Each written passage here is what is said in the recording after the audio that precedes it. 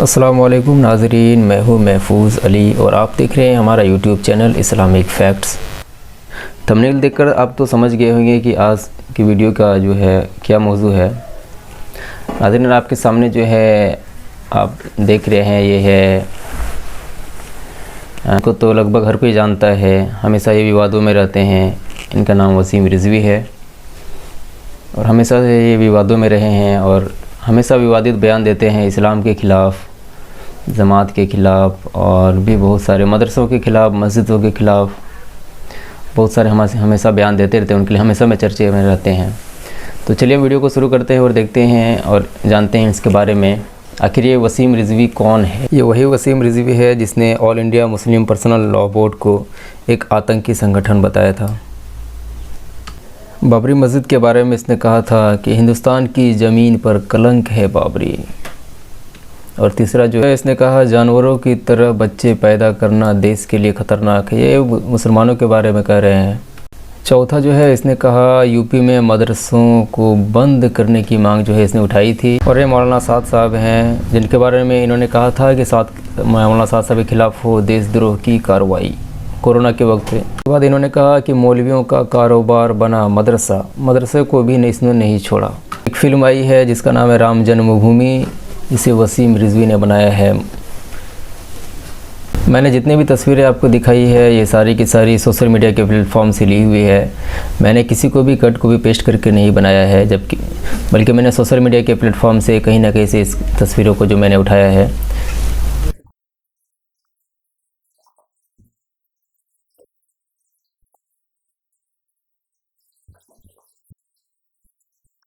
Supreme court में जनहित याचिकाएं तो कई दाखिल होती हैं, लेकिन एक ऐसी जनहित याचिका आई है जो शायद इससे पहले दुनिया भर में कहीं नहीं आई होगी। वो है कुरान की 26 आयतों को रिमूव करने की याचिका। और हम बात कर रहे हैं, याचिकाकर्ता हमारे साथ हैं सैयद वसीम रिजवी। वसीम साहब, ये कौन सी 26 आयतें हैं जिसको आपने रिमूव करने की अर्जी लगाई है सुप्रीम कोर्ट में? दोहार देखिए, प्रॉफिट मोहम्मद के बाद पहले खलीफा अबू बकर, दूसरे खलीफा उमर और तीसरे खलीफा उस्मान द्वारा कुरान को कलेक्ट करके और उसको जारी किया गया एक किताबी शक्ल में। कुरान के अंदर कुछ आयतें ऐसी हैं जो आतंक को बढ़ावा देती हैं, वायलेंस टीचिंग हम कहें उसको एक तरह से, वो कुरान के अंदर इस तरह की बातें हैं और बहुत अच्छी बातें भी हैं जो इंसानियत के लिए हैं। तो अल्लाह के मैसेज दो तरह के नहीं हो सकते। तो ये तीन जो खलीफा थे, इन्होंने ताकत का इस्तेमाल करते हुए कुरान के अंदर अमेंडमेंट करके इस तरह की आयतों को डालकर कुरान शरीफ को दुनिया के लिए जारी किया और उसी का सहारा लेकर पूरी दुनिया में आगे बढ़े हैं ताकत के दम पर इस्लाम को फैलाने के लिए। कोई भी धर्म मोहब्बत से फैलाया जा सकता है, ताकत के दम पर नहीं फैलाया जा सकता।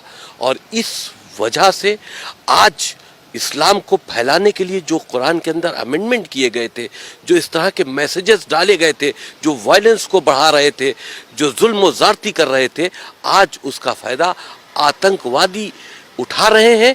मदरसों के ज़रिए आम मुसलमानों के बच्चे उसको पढ़ रहे हैं और उनका जहन जो है वो कट्टरपंथ की तरफ बढ़ रहा है।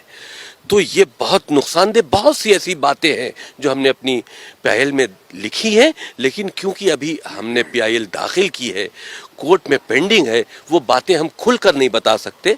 लेकिन हमें उम्मीद है कि ये चीज़ें कोर्ट को इसमें इंटरफेरेंस करना चाहिए। हमारी देश की सुरक्षा से जुड़ा मामला है। इन 26 आयतें जो वायलेंस की टीचिंग है इस्लाम के अंदर, जो पूरी दुनिया में आतंक का सबब बनी हुई हैं, इनको कुरान से रिमूव होना चाहिए।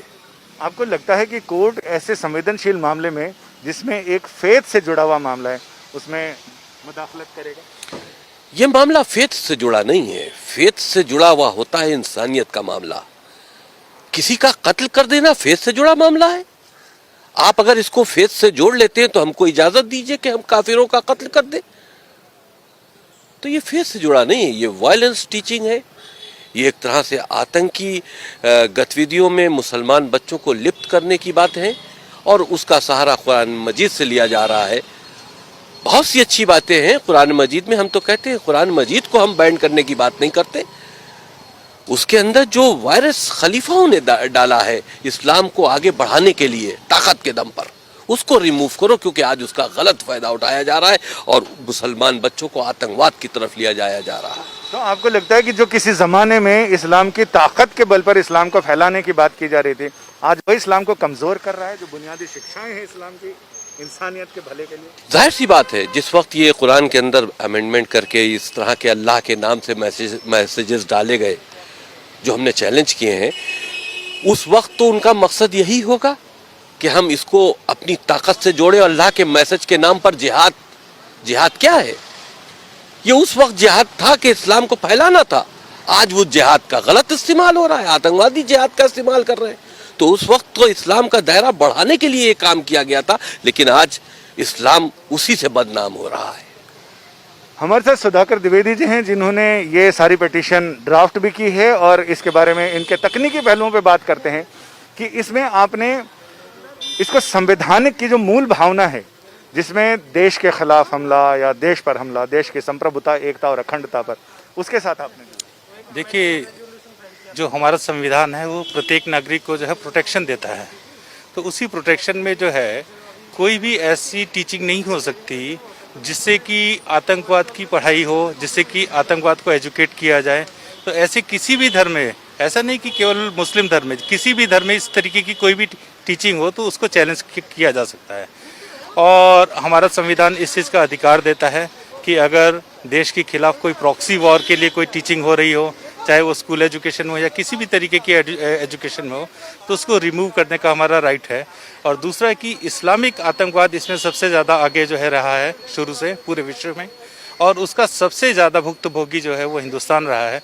इसलिए हम लोग इसको इंडिया की सुप्रीम कोर्ट के अंदर इसको हम लोग चैलेंज कर रहे हैं, क्योंकि इससे रिलीफ जो है वो सुप्रीम कोर्ट दे सकती है और कोई रिलीजियस वो नहीं दे सकते। और इसमें कोई रिलीजियस इशू नहीं है, ये कोई धार्मिक उसको हमने कोई चैलेंज नहीं किया है। हमारा केवल इसके अंदर जो मेन ग्राउंड है वो यही है कि कोई भी ऐसी टीचिंग जो आतंकवाद को बढ़ाती हो, जो ह्यूमैनिटी के लिए खतरा हो, उसको रिमूव किया जाए। कुरान एक बहुत अच्छा ग्रंथ है, उसकी जितनी पॉजिटिव चीज़ें वो ज़रूर पढ़ाई जानी चाहिए, लेकिन जो चीज़ें इंसानियत के खिलाफ हो उनको रिमूव करने के लिए हमने इसमें प्रेयर की। आपका बहुत बहुत शुक्रिया। अमूमन इस तरह की याचिकाओं में कोर्ट ये कहता है कि आप अप्रोप्रिएट प्लेटफॉर्म पर इस मामले को लेकर जाएं और वहां अपने सबमिशंस दें। इसी को देखते हुए याचिकाकर्ता ने पहले ही देश के 57 ऐसे रजिस्टर्ड इस्लामिक संगठनों को इस याचिका की प्रति भेजी और उनसे ये कहा कि आपका जवाब इन 26 आयतों पर क्या है, जवाब अभी तक मिला नहीं है। लिहाजा ऐसे में उम्मीद की जा रही है कि अगले हफ्ते शायद ये मामला सुनवाई के लिए सुप्रीम कोर्ट की चौखट पर पहुंच जाए। कैमरामैन अनुराग सक्सेना के साथ संजय शर्मा, दिल्ली आज तक।